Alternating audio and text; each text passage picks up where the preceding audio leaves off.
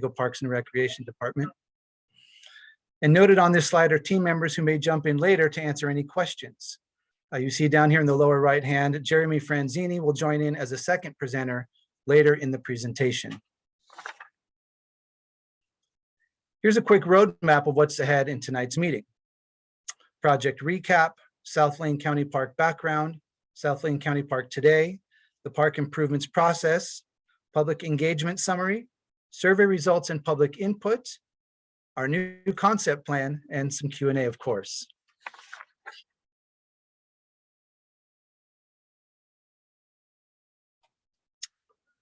As a big picture project recap, the purpose of this process has been to learn what improvements or additions you'd like to see at the park, and then to prepare our new concept plan for those park improvements. In order to do that, we've engaged the community through meetings and surveys to learn what improvements are desired, prepared draft park concept plans for public review, and have now revised those plans and are presenting a new park concept plan tonight.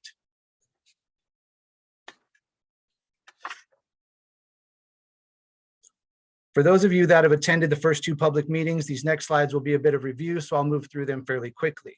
They're still important though, for the sake of those who may not have attended our first meetings. So a quick look at background on this park. South Lane County Park is located in Crest, which falls in County Supervisorial District 2. It is part of the Crest, Dehesa, Granite Hills, Harbison Canyon Community Planning Area.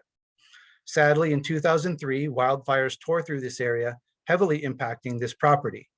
This image is an aerial shot from 2004, and you can see the dense tree canopy on the east side. Fire damage led to the removal of many of these trees that used to provide great shade on the north and eastern sides of this park property.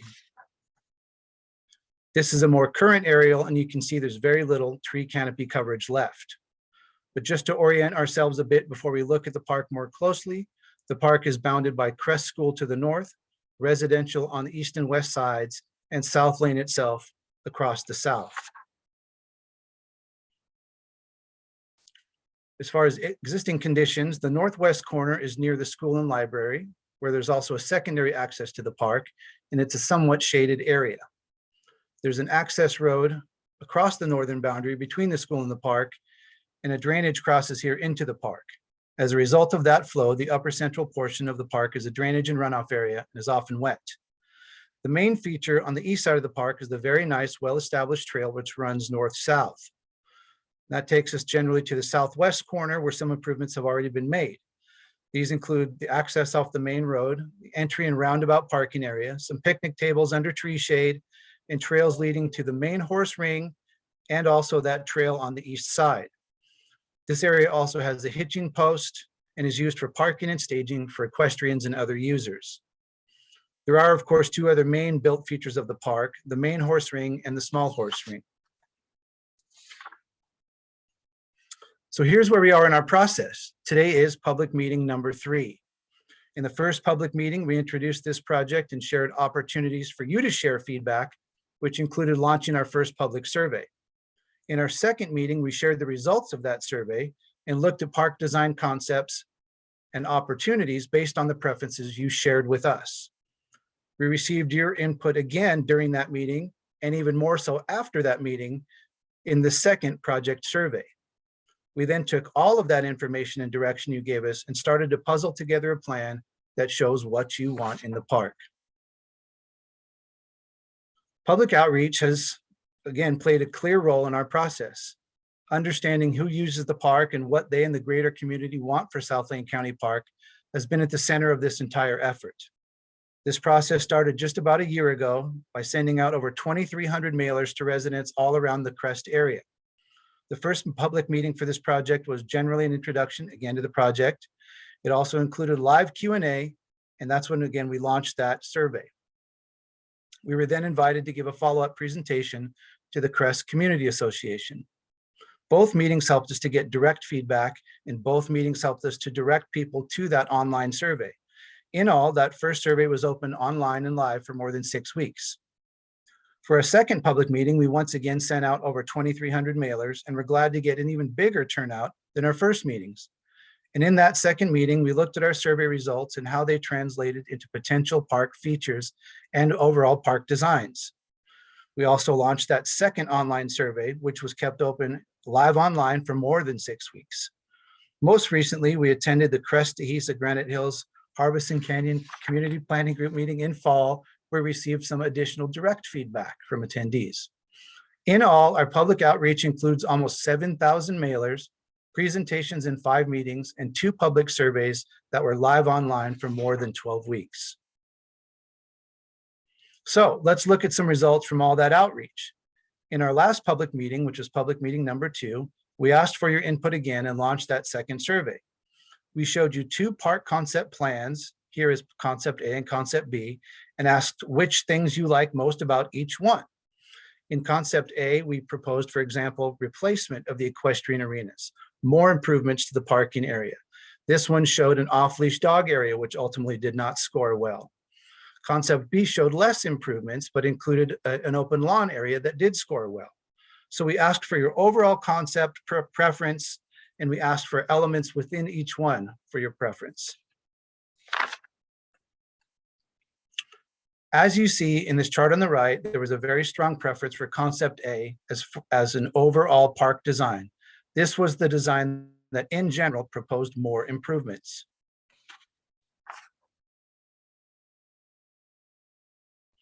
From concept A,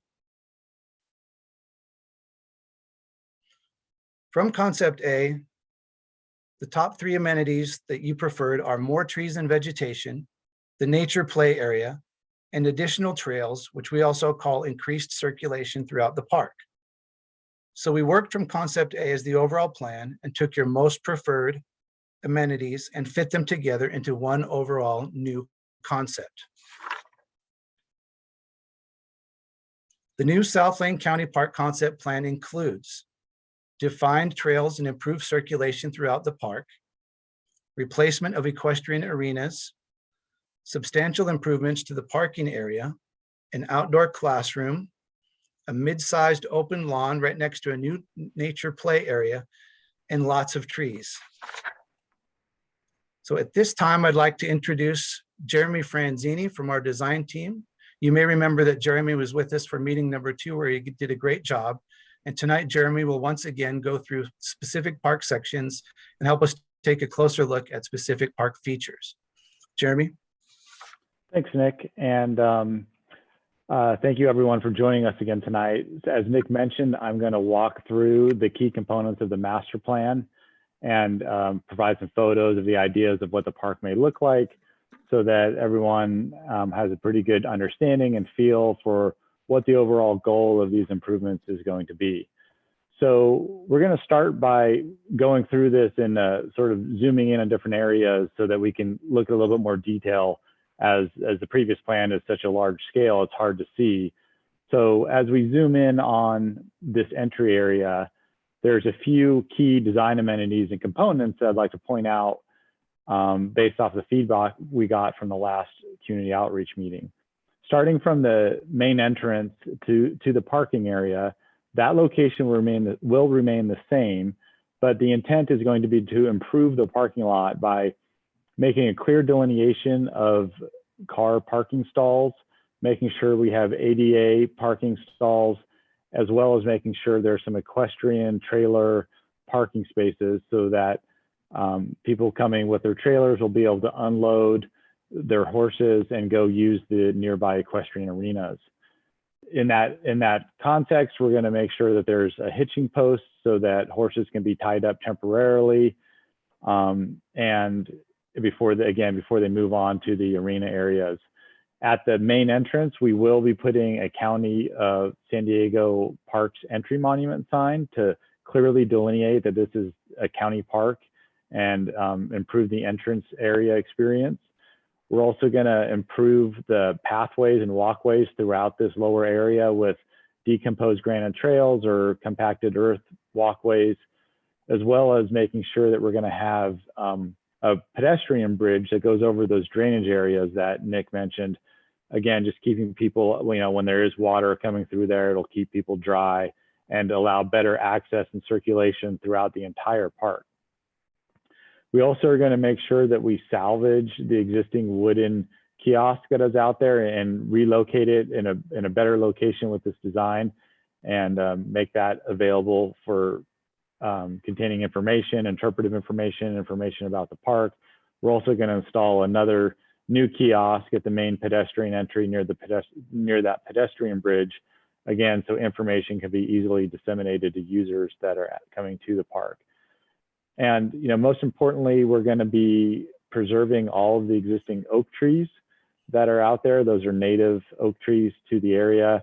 And then we're generally going to be trying to preserve as much existing vegetation as possible, while also adding new low water use and native vegetation in key areas throughout the entire park. So that's a recurring theme that you'll see through all of these different areas. Next slide, Nick.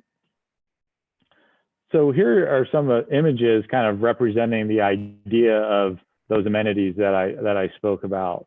The county of San Diego entry monument sign that will happen at the entrance. The hitching post, it was a very functional need for people coming with equestrian trailers. Then the kiosks, the relocated kiosk, and the new kiosk to convey information to users.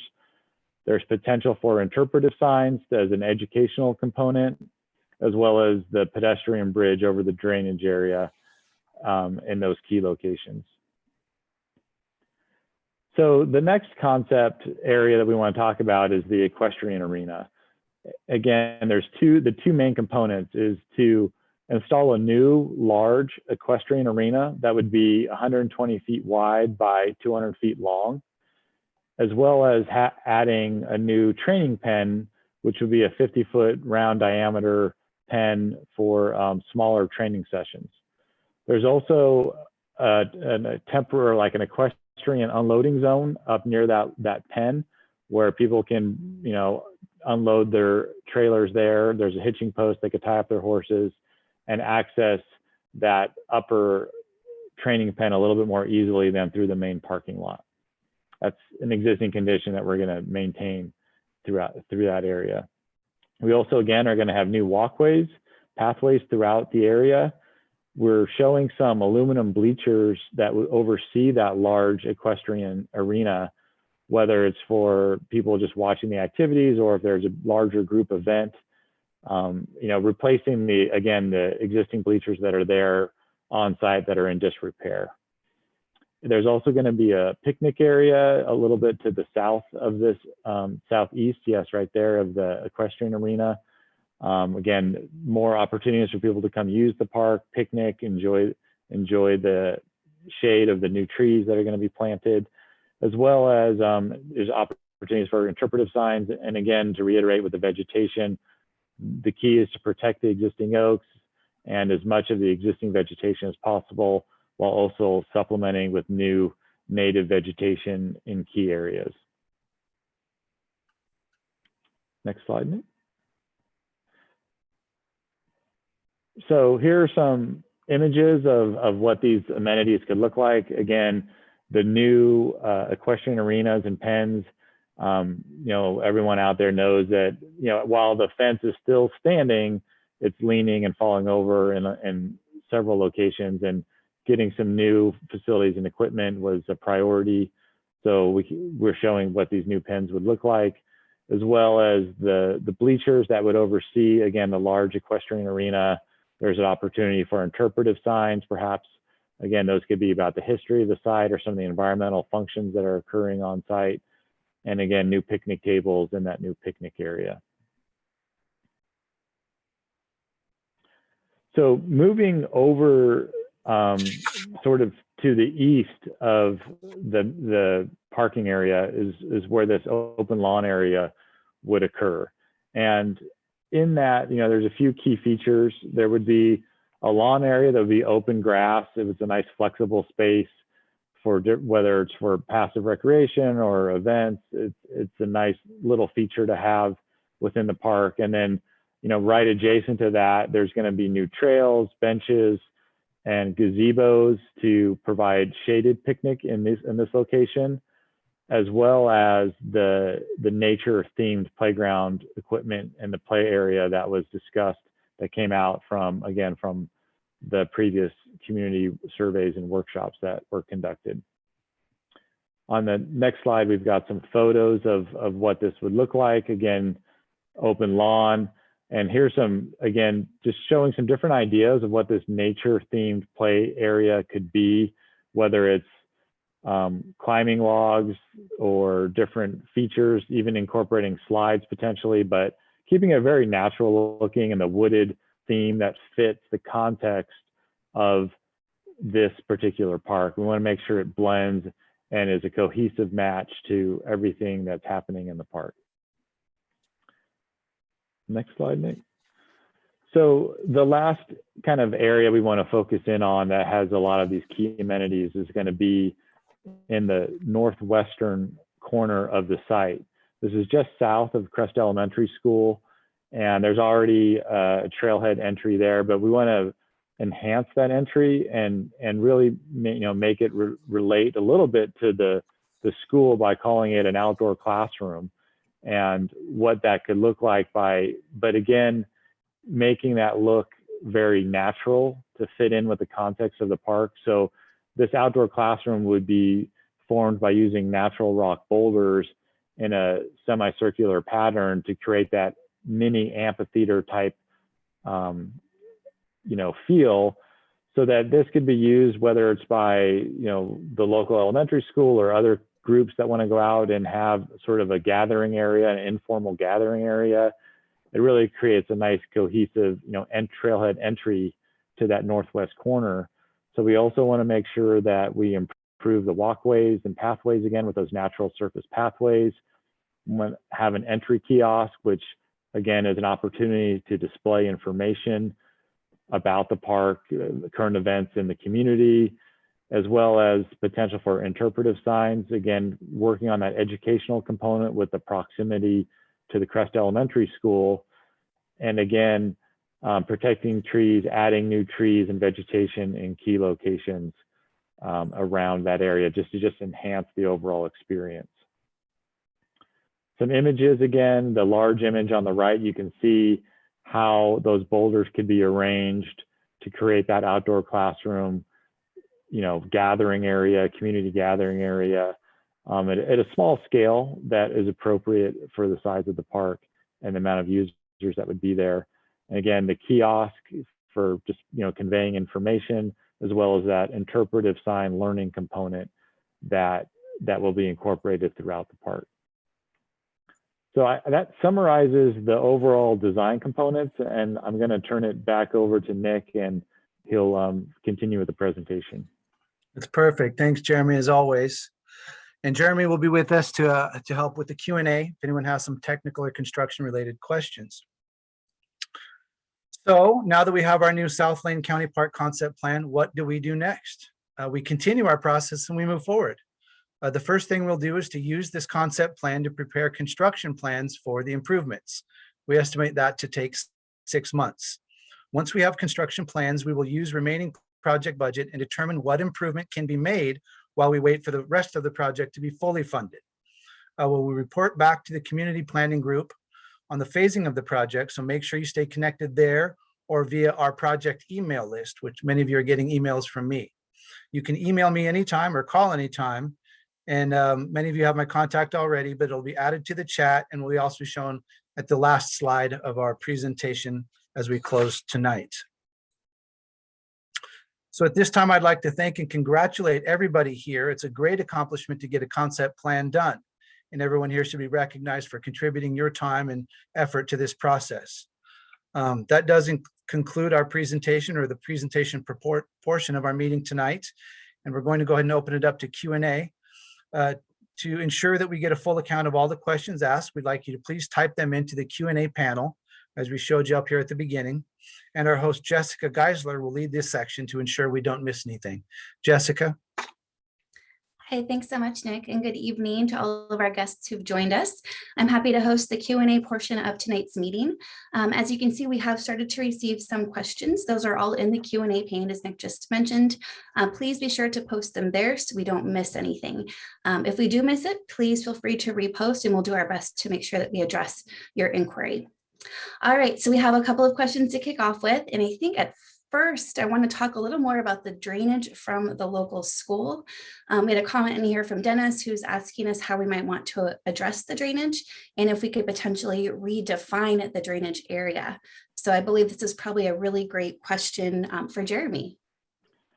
Sure, I can get that one started. So we understand, there is some on-site drainage coming from, north to south, as we've mentioned with some of those drainage areas coming through the site where we want to have the pedestrian bridges over that so that we can make sure the park is accessible, every day of the year, even after it rains. So we also are well aware that there's a bit of a drainage issue at the entrance to the parking lot. And, we've been on site and we've seen, some of that effect from that offsite drainage that kind of comes through that entry. So we are going to address through the design treatment of that drainage at the entry and kind of divert it away from the parking lot itself to the natural drainage channel that goes to the south of the park. So we are going to be looking at drainage. We're not necessarily changing the drainage, but we are going to do a drainage study as part of our work and make sure that we are improving the drainage, especially at the park entrance. All right, thank you so much. While I have you here, I want to talk about the lawn that we have on site. Is that going to have irrigation? Can you talk a little bit about that lawn space? Yes, the lawn area will have irrigation so that it is maintainable and will be usable year round versus letting it dry out and potentially not survive. So irrigation will be used when the grass or the lawn area needs it. In the wintertime, there won't be as much water used as there would be in the summertime. So the intent would be to add irrigation because we will be adding irrigation for the new plant material as well. All the new trees that we talked about, we'll want to make sure we get irrigation on those trees to help them become established. And over time, the irrigation can be reduced or eliminated as those native trees become established. But we do need water initially to help that vegetation become established. Great. And since you mentioned trees, what is our plan to make sure that we're protecting all of the trees and existing vegetation during that construction process? Sure. So, the key tree protection, I've mentioned it several times, but the key tree that we're trying to protect are the native oak trees that are found on site. We've done a survey of the existing trees prior to doing this master plan. So we are aware of where those trees are located. And we have a specification that we use to protect those trees. And it involves installing fences around the tree a certain distance from the trunk of the tree. So usually it'll go around to the drip line, which is the canopy of the tree, so that when their contractors are on site, one of the first things they have to do is put up the tree protection fencing around the trees that have been identified to be protected in place.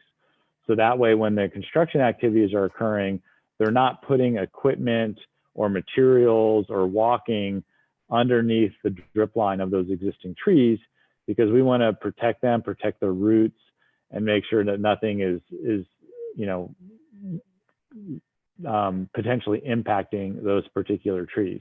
Now, I do think we want to be clear that not every single tree on site will be protected as part of these improvements. There are a few non-native trees like eucalyptus trees that might be impacted with some of these improvements. So we've prioritized making sure that we protect the native tree species that are found on site. And we'll be supplementing the design with a lot of native and low water use plant material to bring back some of that canopy that Nick mentioned that was lost in those fires a few years back. So that is the intent for the trees. Hopefully that's clear on how that would work during construction. Great, thank you so much. So speaking of trees and vegetation maintenance, I'd love for a member of our operations team to talk a little bit about what we do to ensure that those plants and those trees stay healthy once that park has been reopened post-construction. So we have both, let's see here, we've got Jeffrey and Joe on the line with us today from our operations team. And wondering if either of you could talk to the group about what we typically do to help maintain our park properties on a regular basis. Yeah, I mean, regularly, there is a dedicated group for this community's neighborhood parks, right? Includes South Lane, Nancy, Jane, and Old Ironsides. They also maintain other facilities in the Rancho San Diego area.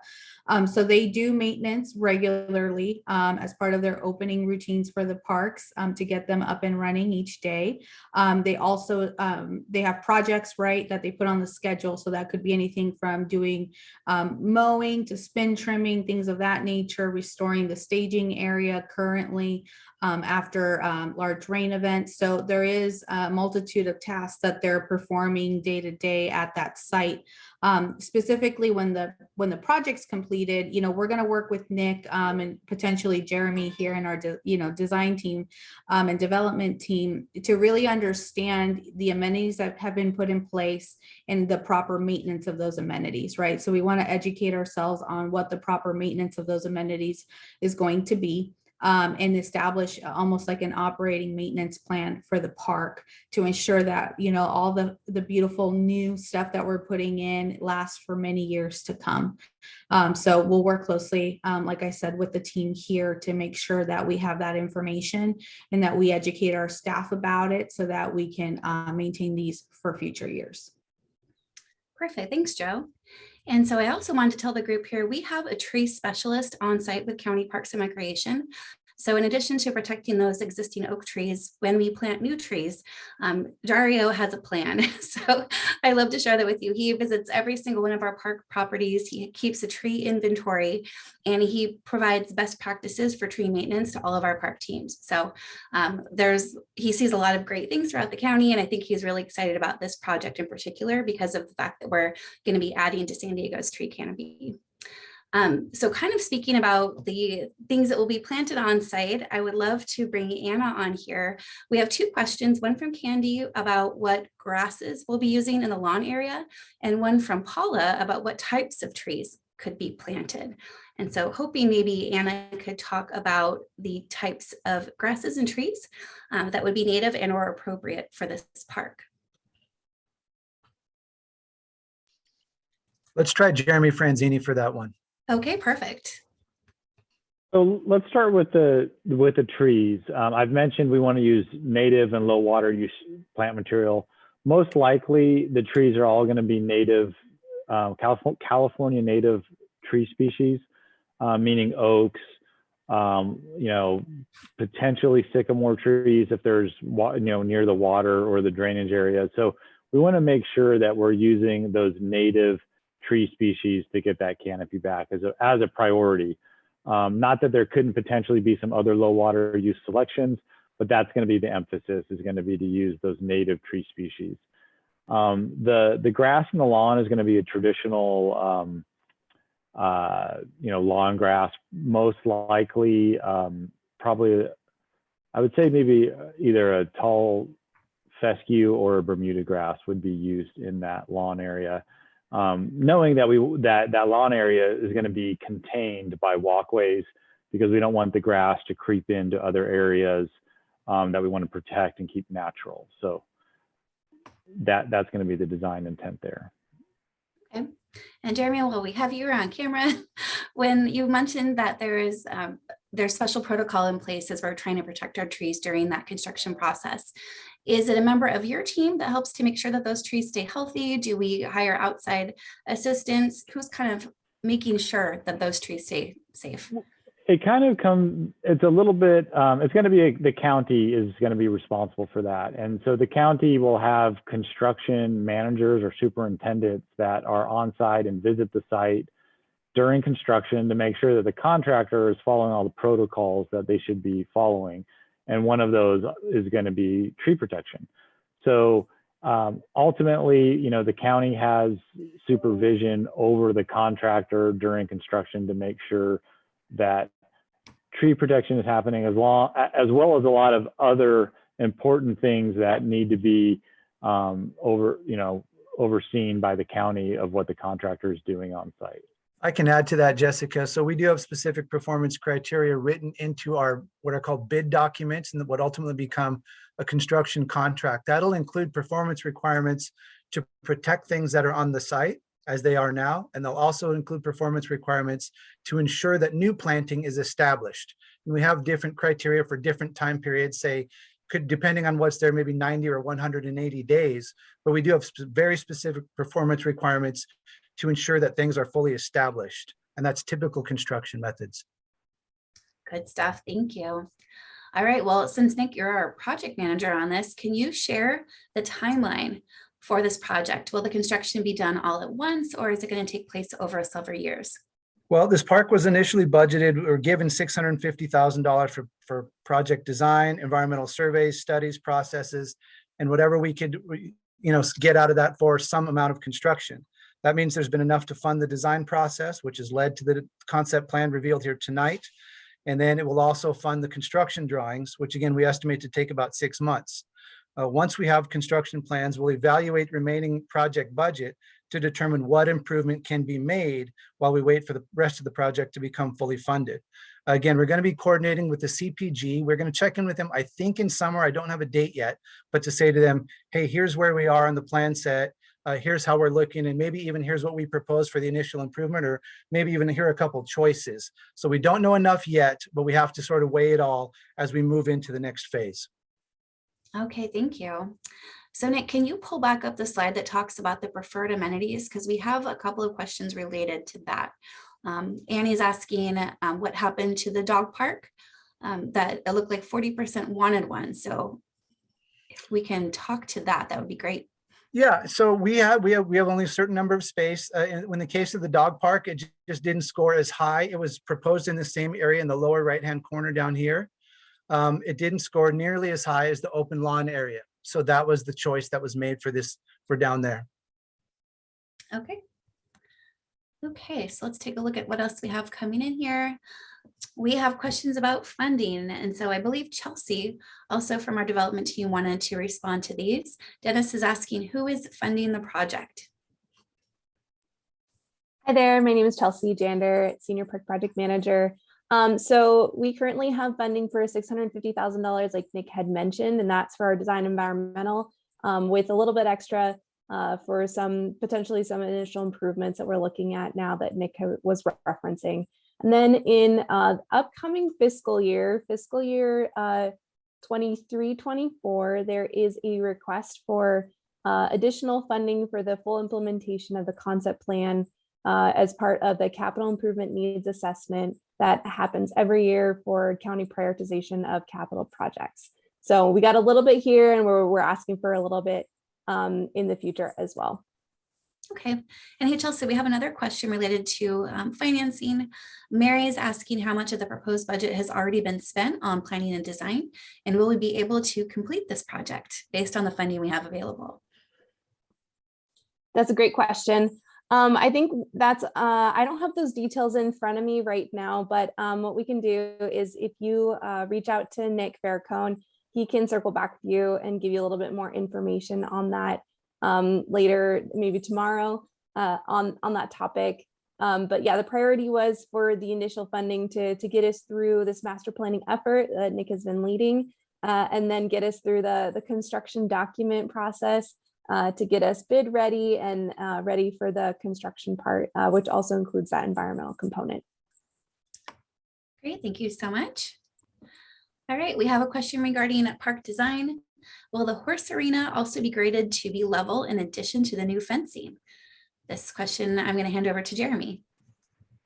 Yeah, the intent is it's gonna be level, fairly level. I mean, we do need to have some cross slope so that when it rains, the water won't pond in the arena area. So it probably won't be noticeable to the average person showing up that there's going to be a slight slope just to get water to shed off of that area. But we are going to, redo that entire arena with the new fencing and the new grading and making sure that it all is going to be functional and easy to maintain. Okay. So I have a question here about restrooms, and I'm going to hand this one over to Nick. Jacob is asking if there will be any restrooms or pit toilets on site. Thanks, Jacob, and thanks, Jessica, for doing such an awesome job. We're not currently proposing restrooms, and we were asked about this before, and we have taken some initial steps to look into it.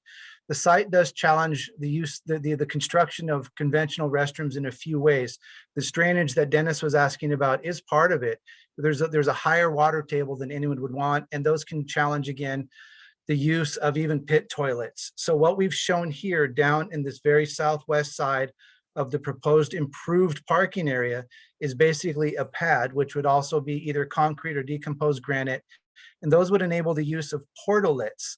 I know that, like many of you who maybe are in my age range, we have varying memories of portalets, but they really have come a long way.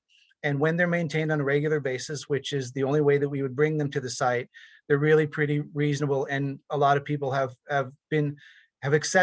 accepted them at different park settings. So that's what we're doing for now. It could be something that could be considered in some subsequent phase with additional funding down the road. But if we were to try to get into construction of conventional restrooms or even pit toilets now, it would challenge the remaining funding that we have and even the next set of funding that we have in order to get these first improvements made. So we think it's the best use of funds to get this built out the way it is now and to add portalets if that's what the community would like to see happen. Great, thank you. All right, so refresh my memory, Nick. Who is responsible for the roads just outside of the park? Because we have a question from Leah that says, are there any plans for parking or maintaining the road at the northwest entrance?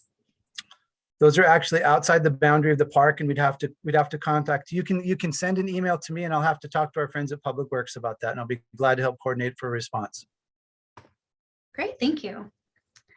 Okay, so Linda's asking, says that there are some large eucalyptus trees currently near South Lane, and is wondering if those trees will be protected as part of our tree protection plan. So would this be a Nick question or potentially Jeremy? Nick? I think I can take that one. Hi, Linda. I hope you're well. If anyone can see my cursor, they're down here along the end. I hope these are the ones you're talking about, Linda. You can see we don't show much development around there. We would not probably get into even close to hurting those guys. So there's no proposal to do anything with them, but leave them alone. Okay, thank you. Okay, and since we have you here still, Nick, based on the design, could you once again provide an estimate or a timetable of when we expect this project to be completed? It's tough. That's a tough one. It has everything to do with funding, which is unfortunately beyond my reach in my position. We're estimating 6 months to get construction plans done, and we'll know by that time what the first improvement will be. What that first improvement will be, it might be one little thing over here. It might be some improvements of trails. If there's enough funding, it could be something down here. Maybe it's just gonna be enough to do the outdoor classroom, which is a great option because it's an individual element that we could get done. We don't know yet. It's gonna depend on, we have to get through some variables. For example, we have to do geotechnical work to make sure we understand everything there is to know about the soils on the site. We're gonna have to do some utility surveys to make sure we know everything about power that's on, around, above, below, beneath, nearby, all that stuff. We know a lot of things. We don't know enough yet to fully develop construction plans. We have to monitor and manage our budget very carefully so that we can channel every dollar we can into improvements on the ground. So that's where we're headed. That's what we'll report to the CPG with when we go back to them again, I believe in summer, but we just don't know yet. Okay. And Nick, if you could pull back up the concept plan, we have a couple of questions or comments related to the northwest corner. Okay. And asking if there's any maybe challenges that we might be facing to add additional amenities to this space, or if there's other visions for this part of the property.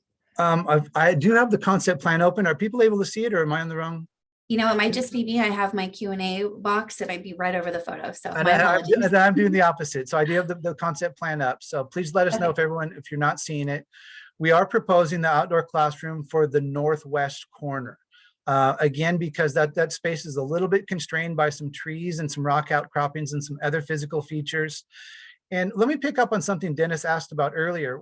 Part of the design for this park is to have a light development footprint. One of the things we heard from the community was that you like a lot about this park as it is, and the community doesn't necessarily want a lot of heavy construction and heavy change here. So we're being careful to propose things that fit in well, both with the character of the park and with the different spaces, or we sometimes in design call these different rooms within the park. This is why we were glad to get positive feedback about the outdoor classroom. We thought it was a great add in terms of character. It's a natural because it's near the library in that northwest corner. It's a natural because it's near the school in that northwest corner, and it just happens to fit there. So that's what we're proposing in that area up there. And again, we can't do a lot up there, a lot more necessarily, because it's constrained by both some trees and some rock outcroppings. Okay, that makes sense. Thank you. Okay, so Pete is asking, in terms of use on site with those great trails that are going to be added and updated, will bicycle riding be allowed? These are multi-use trails. Yes. Great. So multi-use bikes, foot traffic, strollers, equestrian use. You bet. Perfect. All right. We have a question here. How would the new equestrian unloading area near the round pen be accessed using the road that the residents currently use? Yes, so there is an existing gate at this location right here. The access road isn't in the best shape. So the intent of the plan, and I think Jeremy alluded to this, is to recapture the initial condition. The existing condition it's there right now. You might need to have a pretty good 4x4 and a pretty light trailer in order to get down there with the trailer right now. We'd like to bring that back to life. So yes, it would be accessed from the road. There is a gate there now, and the gate would remain. So access would be managed. It would be accessible, but it would be managed access. Okay, perfect. We have a question. This is more of an operations question for Jeffrey or Joe. Will motorbikes or motorcycles be allowed on site? No, this facility is not conducive to that. So we would probably keep it to regular bikes, not electric, and equestrian, strollers, walkers, those types of uses. Okay. And Joe, since I have you here, I have another question related to park oversight, right? So if we have rangers who are stationed on site or who are patrolling the area, typically if there were some issues with people kind of driving in and maybe being a little bit reckless with parking areas, our staff would connect with those individuals, right? Oh, definitely. Yeah. So there would be enforcement. I mean, I think everyone in the community knows that we don't have dedicated staff here 24/7. So definitely, we'll do the normal kind of signage, informational signage to let people know about the proper uses, and hope that provides the messaging that's needed. But if additional enforcement is needed, then we'll make sure to provide contact information where visitors can reach out to staff directly and let them know of the activities, and then we'll come by and try to enforce, hopefully while that activity is still taking place, so we can make contact with those individuals. But also part of this project is to improve kind of the security of the site as well. So we'll be working with Nick and his team to make sure that maybe we get some better gates in place and things of that nature as well to help with overnight activities. Thanks, Joe. I know for a lot of our projects, safety and security are our top priorities for our park staff. And we really do encourage residents to let us know if they see something, please say something.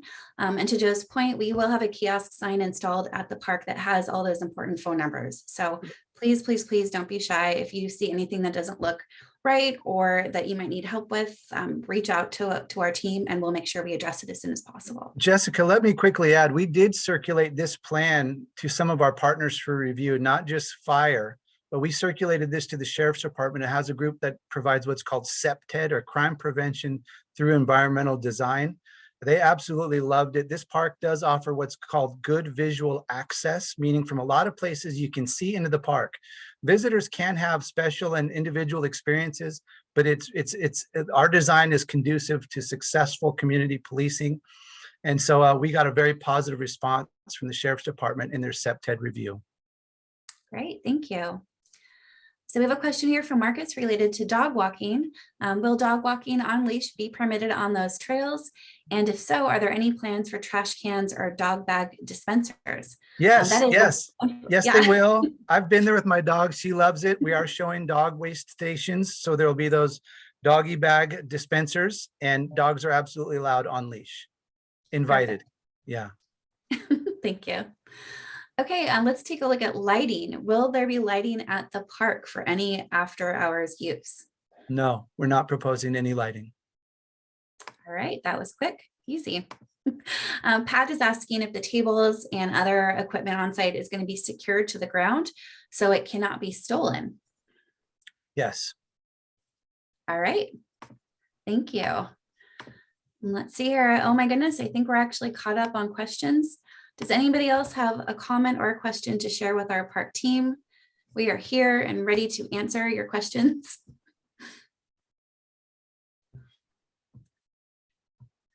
So I guess while we're looking at those coming through, Nick, can you remind us again what those next steps are? Obviously, we're looking at the approved concept plan. Yeah. What happens next and how can the public stay involved? So from here, we were going to swing. We're going to continue to work with Jeremy, who's done such a great job, both with design and these public meetings. We're going to continue to work with Jeremy and develop construction plans based on this park. We estimate that to take about 6 months. And once we get deep enough into that, because again, it takes technical studies.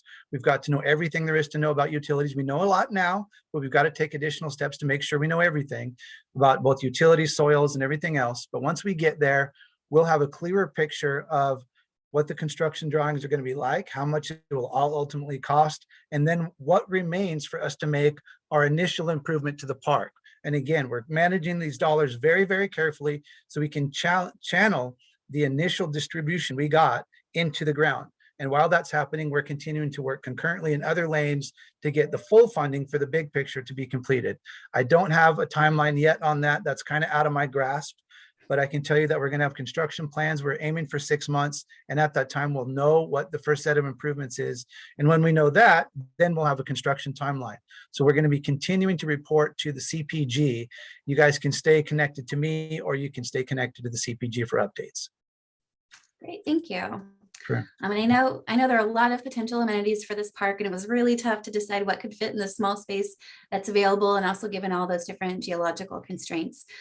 So I know we couldn't add everything, and there was another comment we received about that leash dog area, but it is a dog-friendly park, and the trails that we have there are great for dogs. Just like what Nick was saying, we'll have those waste bins, and I imagine you will see quite a few adults with their fur babies on site. So if there's anything else though that's you would like to see at the park property, of course, please reach out to Nick. He can let you know, the background behind it, how many people were going that direction or not, what concept plan it was involved with, and kind of what our potential changes could be moving forward.